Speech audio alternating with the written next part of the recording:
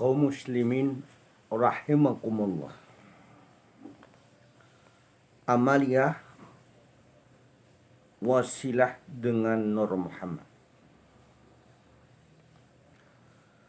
Pembicaraan kita adalah tentang amaliyah wasilah dengan Nur Muhammad.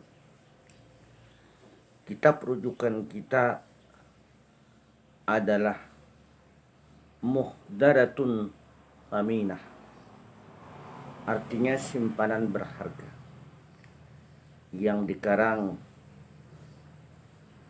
Kiai Haji Mahmud Hasil bin Muhammad Hasil Al-Banjari. Kitab pendukung yang kedua adalah Al-Insanul Kamil, karangan Muhammad Ibrahim Az-Zawli. Amaliyah wasilah dengan Nur Muhammad, wasilah itu artinya hubungan. Jadi bagaimana kita ini bisa terhubung dengan Nur Muhammad itu tentu ada wasilah. Ketahuilah dengan benar kaifiat, tentu ada kaifiat, cara-cara mengamalkan wasilah Nur Muhammad. Orang banyak membicarakan tentang Nur Muhammad, tetapi hanya sekedar pengetahuan. Sekarang bagaimana kita melakukan amaliyah wasilah dengan Nur Muhammad? Mudah-mudahan kajian kita ini ada manfaatnya, dan mudah-mudahan juga menjadi hikmat untuk kehidupan dunia dan akhirat. Yang pertama, syu'urul abdi nafsahul hakikiyah annal jasada warruha min nuri Muhammadin sallallahu alaihi wasallam. Syu'urul abdi nafsahul hakikiyah, hendaknya mengetahui dengan benar orang hamba kepada dirinya yang sebenarnya. Al-hakikiyah, diri yang sebenarnya. Harus kita mengetahuinya. Annal jasada warruha, sesungguhnya jasad, jasmani dan rohani ini minuri Muhammadin sallallahu alaihi wasallam, daripada Nur Muhammad.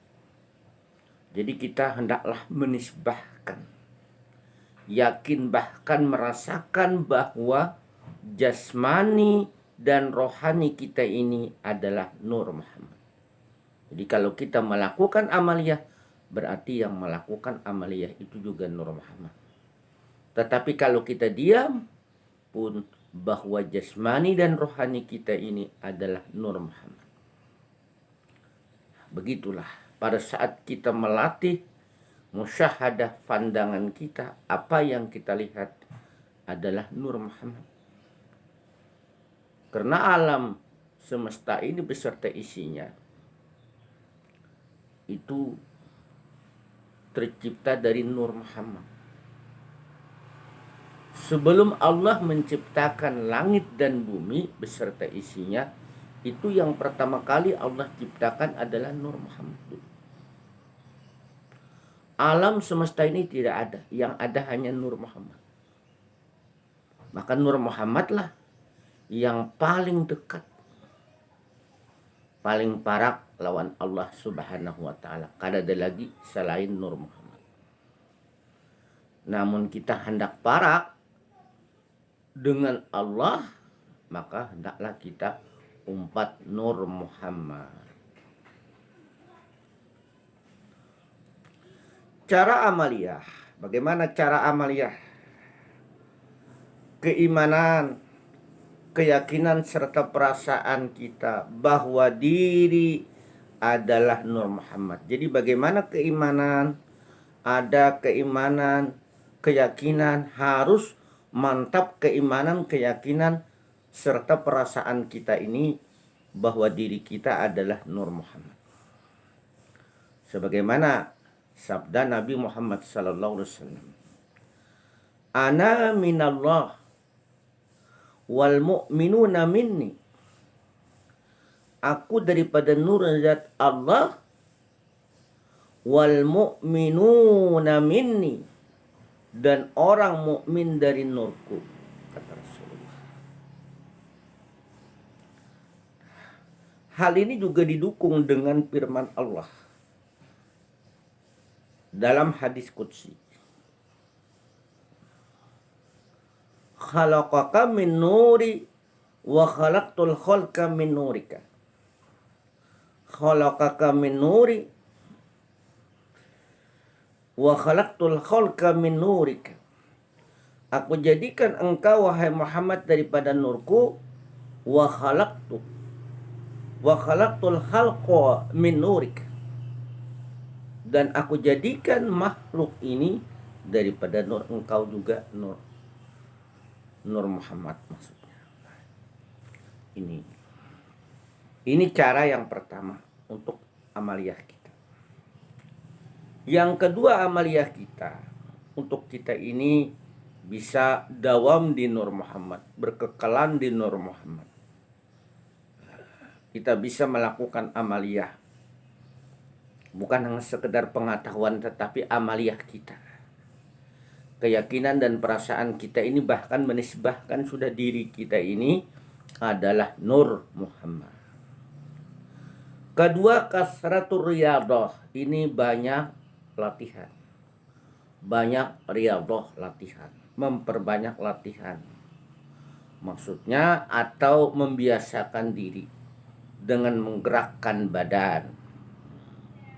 Keyakinan dan perasaan bahwa diri, apakah jasmani atau rohani, adalah Nur Muhammad. Nah, ini kita punya keyakinan, harus yakin bahwa jasmani dan rohani kita ini adalah Nur Muhammad. Agar masuk Nur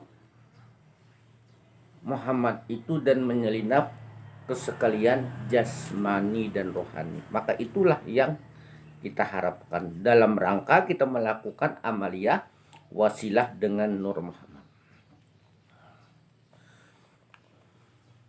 Atau agar mesra, bagaimana kita mampu memesrakan itu Nur Muhammad ke sekalian jasmani dan rohani. Maksudnya mesra di situ tidak ada lain bahwa jasmani dan rohani kita ini adalah Nur Muhammad. Itu mesra namanya. Mesranya air pada tumbuh-tumbuhan.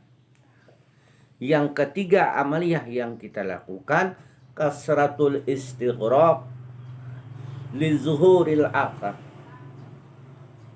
Kasratul istighraq, banyak panah, banyak istighraq, banyak tenggelam di Nur Muhammad. Artinya panah di Nur Muhammad, bahwa dirinya ini tidak ada lagi, yang ada hanya Nur Muhammad. Lalu amaliyahnya malam hari 1/4 jam, kita tutup mata, mulut kita, mata kita tutup juga, tarik napas, meyakini kita bahwa jasmani dan rohani kita ini adalah Nur Muhammad.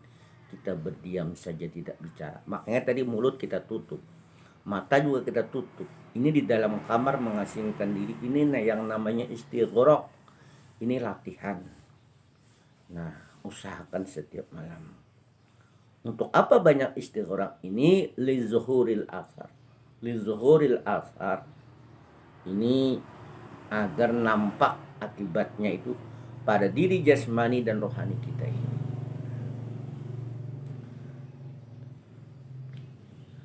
Yang pertama, dalam rangka kita memperbanyak istigharah itu pana di Nur Muhammad, mengasingkan diri di kamar di tempat khusus. Pertama dengan diam, artinya jangan berkata-kata atau tutup mulut. Kedua, keyakinan dan perasaan diri adalah Nur Muhammad. Ketiga, tahan. Napas kita ini kita tahan.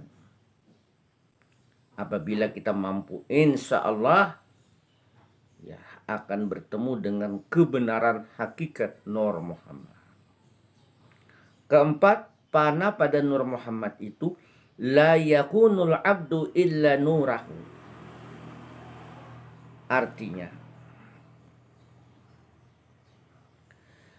Artinya tidak ada hamba, la yakunul abdu, tidak ada, kita ini tidak ada, illa nurahu, melainkan Nur Muhammad saja yang ada. Ini yang namanya fana. Pana pada Nur Muhammad. Bagaimana yang dimaksud dengan pana dengan Nur Muhammad itu? La yakunul abdu illa nurahu. Tidak ada hamba kecuali yang ada hanya Nur Muhammad.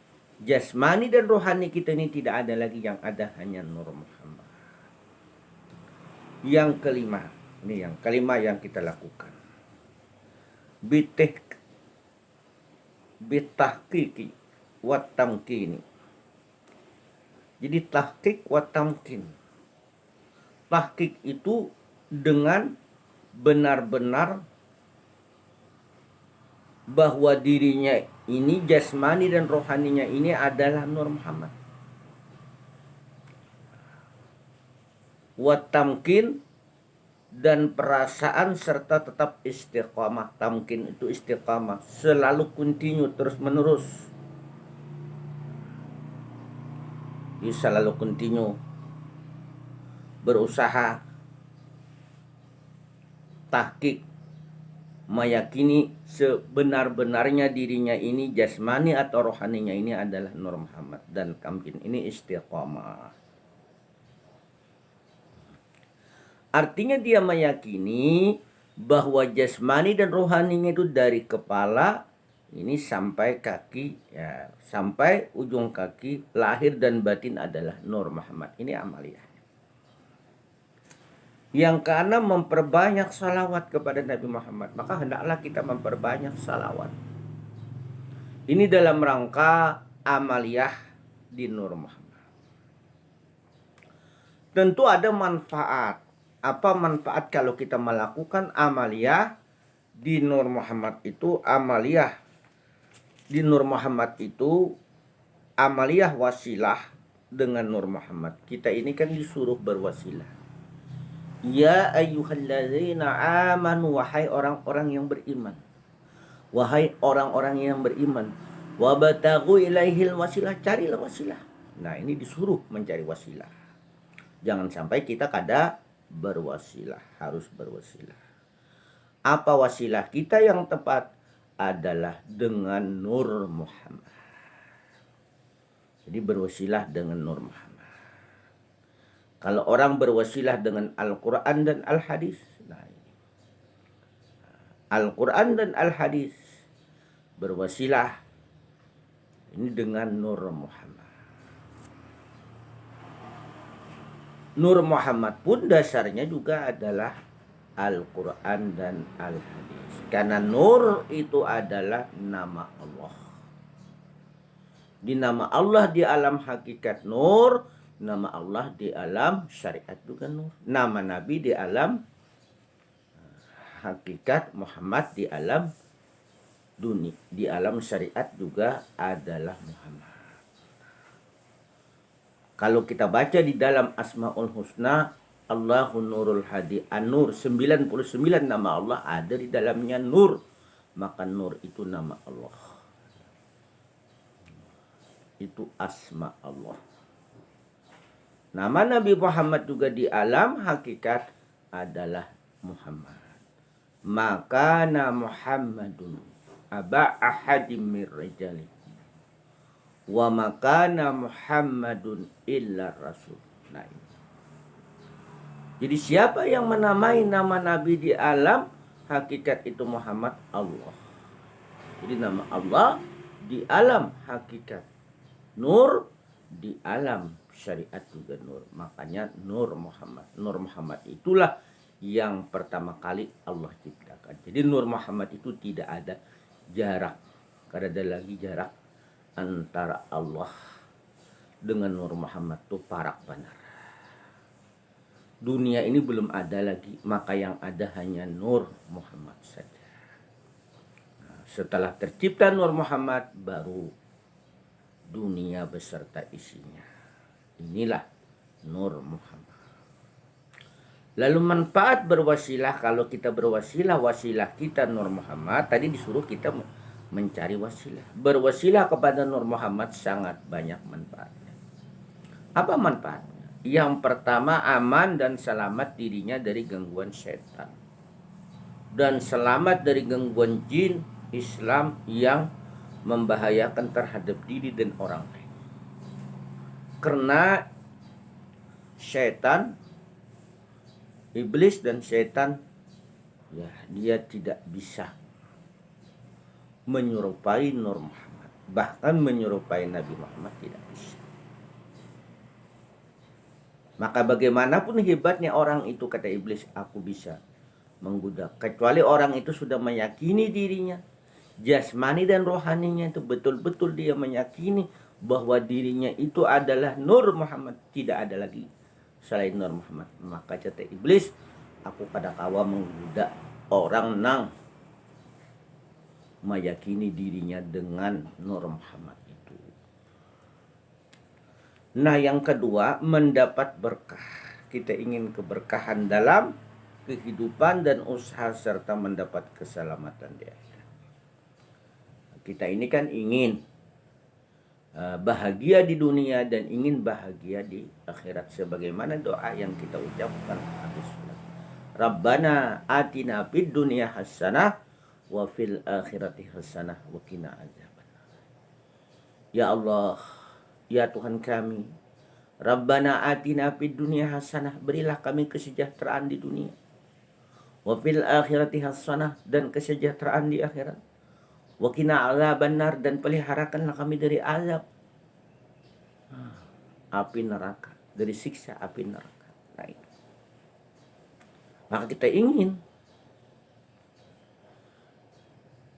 ini ingin sejahtera di dunia. Maka kalau kita ingin sejahtera di dunia, maka yang paling mantap, yang paling praktis amaliyah kita adalah jalan kita melalui Nur Muhammad.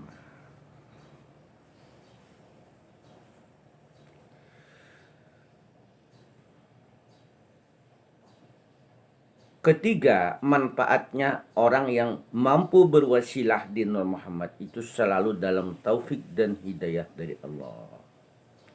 Keempat, insya Allah nanti dia meninggal dunia, matinya dalam Islam dan iman serta dalam kesempurnaan. Atau mati dalam keadaan husnul khatimah. Ini yang kita harapkan. Kita selalu berdoa, Allahumma inni as'aluka husnul khatimah. Allahumma inni as'aluka husnul khatimah. Ya Allah, kami meminta kepadamu husnul khatimah, baik akhir hayat kami. Wa a'udzubika min su'il khatimah. Wa a'udzubika min su'il khatimah, dan kami berlindung kepadamu ya Allah min su'il khatimah, jahat akhir hayat kami. Nah, ini pada saat kematian kita jahat. Maka kita harapkan pada saat kematian husnul khatimah. Yang kelima, senantiasa dalam lindungan dan pemeliharaan Allah. Ini manfaat orang yang berwasilah dengan norma. Keenam, disenangi manusia dan suka para malaikat serta tenang dalam kehidupan. Nah, ini yang kita harapkan. Bagaimana kita ini supaya disenangi manusia dan suka para malaikat serta tenang dalam kehidupan? Tentu kita hendaklah berwasilah di Nur Muhammad. Kita lanjutkan lagi kajian kita, apa hikmah? Hikmah berwasilah kepada Nur Muhammad. Panah dan istighraq pada Nur Muhammad itu adalah jalannya para waliullah. Sekalipun kita bukan wali, tapi kita masuk di jalan para wali. Beruntung orang yang bisa masuk di dalam lingkaran para wali, masuk dalam ini lingkaran-lingkaran para wali, sejalan dengan para wali dan orang muqarrabin, orang-orang yang hampir dengan Allah, yang mempunyai maunah, ya doanya itu diijabah dan karamahnya, diberikan kemuliaan di dunia dan di akhirat. Nah inilah hikmah kalau kita berwasilah kepada Nur Muhammad, di karamah di dunia dan di akhirat. Hikmah berwasilah dengan jalan Nur Muhammad itu ada beberapa kriteria. Yang pertama harus kita lakukan, kita selalu dekat diri kita pada hakikat dengan Allah dan dengan Rasulnya. Ini hikmahnya. Selalu kita ini dekat dengan Allah dan Rasulnya. Karena Nur Muhammad itu pertama kali yang Allah jadikan sebelum adanya yang lain. Sebelum adanya alam semesta ini, maka yang Allah jadikan adalah Nur Muhammad. Artinya Nur Muhammad saja awalnya dengan Allah. Karena ada lagi yang lain. Nur Muhammad saja yang ada dengan Allah.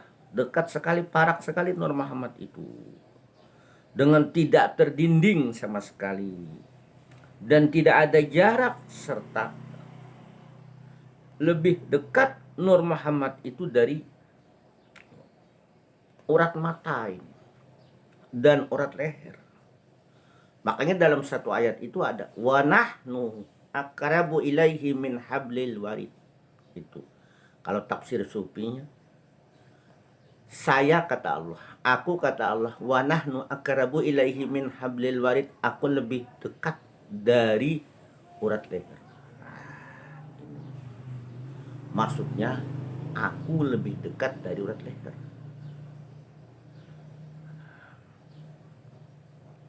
Jadi Nur Muhammad itu lebih dekat dari urat leher.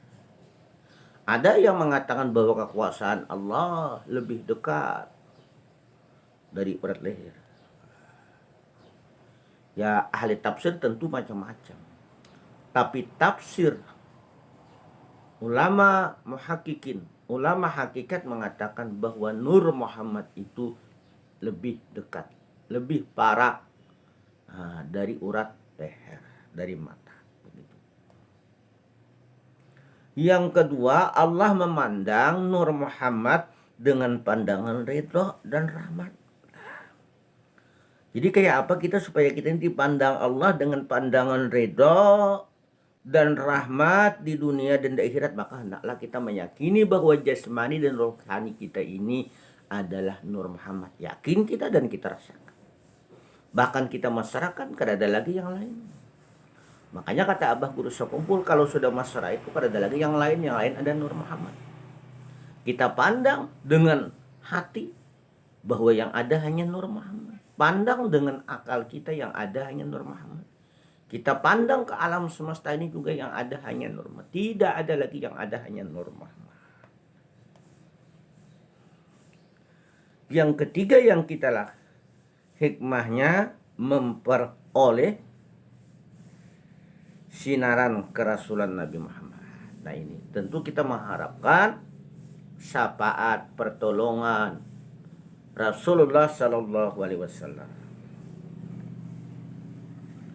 Keempat, Nur Muhammad ini merupakan wasilah. Di Nur Muhammad ini jalan yang sempurna, selamat, dan dalam suatu yang benar. Jadi tidak ada lagi yang sebenarnya. Ini jalan yang sempurna. Yang kelima, orang hikmahnya itu suci dan bersih Nur Muhammad itu dari segala bentuk kesyirikan. Keenam, amaliyah dari Nur Muhammad diterima dengan ridha dan rahmat Allah. Yang ketujuh, apa hikmahnya? Dapat memberikan pertolongan kepada orang lain pada hari kiamat. Insya Allah Nabi Muhammad akan bisa memberikan pertolongan orang yang meyakini bahwa jasmaninya dan rohaninya itu Nur Muhammad, disertai pulang banyak lagi membaca salawat. Jangan kada dibaca salawat. Ini paling cepat kita ini bisa memasrahkan Nur Muhammad itu ya apabila kita banyak membaca salawat, itu namanya. Itu latihannya, riyadahnya. Kedelapan Nur Muhammad dalam kasih sayang Allah di dunia dan di akhirat. Nah, jadi orang nang bisa meyakini jasmani dan rohaninya itu adalah Nur Muhammad, insya Allah dikasihi orang, disayangi orang, bininya juga, anaknya, siapa aja masyarakat mengasihi. Pemimpin pun kasih lawan ini. Nah, insya Allah asalkan istiqomah, continue secara terus menerus, dia meyakini bahwa dirinya itu Nur Muhammad, tapi sembahyang. Jangan sampai hanya meyakini bahwa dirinya Nur Muhammad lalu tidak sholat lagi, tidak bisa. Harus sholat, jangan sampai sholat itu ditinggalkan. Bahkan sholat itu kalau bisa tepat waktu, di awal waktu, as-salatu bi awali waktiha. Nah ini. Yang kesembilan, ditempatkan Nur Muhammad itu di tempat yang mulia dan terpuji. Nah ini hebatnya. Kesepuluh, Nur Muhammad tergolong sebagai hamba Allah yang dalam ridha dan rahmatnya. 11, terdaftar orang yang berwasilah dengan Nur Muhammad itu bihadratillah, di hadirat Allah. Ada juga beberapa derajat yang bisa diraih bagi orang yang berwasilah dengan Nur Muhammad. Derajat yang diharapkan adalah bagi orang yang berwasilah kepada Nur Muhammad, dia akan mendapatkan beberapa derajat, di antaranya ini. Derajat solehin, derajat orang yang baik dan tergolong muqarrabin, atau orang-orang yang dekat dengan Allah. Makanya di dalam surah Al-Waqiah itu dijelaskan ulaikal muqarrab. Mereka itulah orang-orang yang dekat, orang-orang hampir nang parak.